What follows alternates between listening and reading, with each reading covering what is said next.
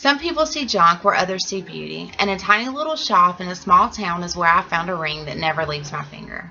Therefore, I chose this ring as my personal object because I discovered beauty that had previously been overlooked. Growing up, I was raised by a single father who was truly a jack of all trades and a master of most.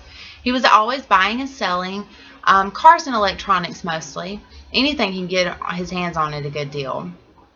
One day, when I was around 7, listening to the conversation during the negotiation of a trade, we had a brown pickup truck and he was wanting to trade it for a 1977 Chevrolet Camaro.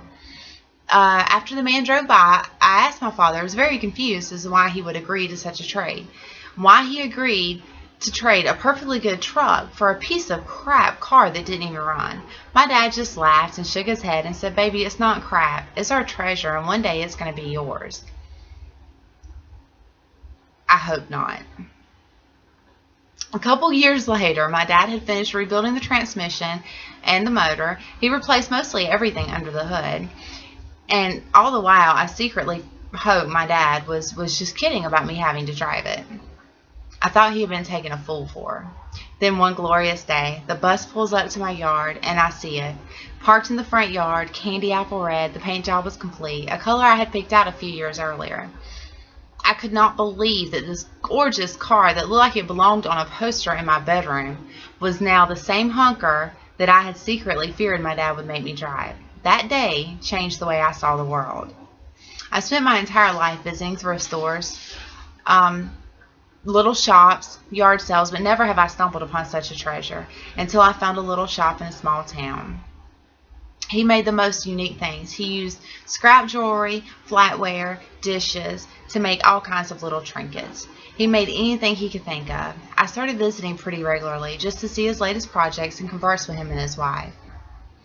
One day, in the middle of one day while listening to one of his stories, I absentmindedly fumbled through a bowl of various silver trinkets that he had out to go through and see if there was anything he could use.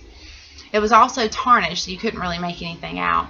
Well, I found something that felt like a ring. I slipped it on my finger. It fit perfectly. After he finished telling his story, I looked down at my hand, and I thought it was interesting. And I just asked if I could buy it. And he said, "Well, sure, I guess I could sell it to you for the price of the silver." And he weighed it and sold it to me for $3.17. But then he insisted that I leave it with him and give him a chance to polish it and clean it up and try to make it look as nice as he could. I agreed, so I left. The next day when I showed up to pick up my ring, he seemed excited to see me.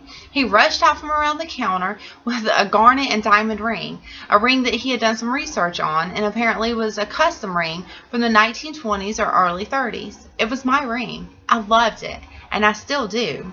This ring is a big part of who I am.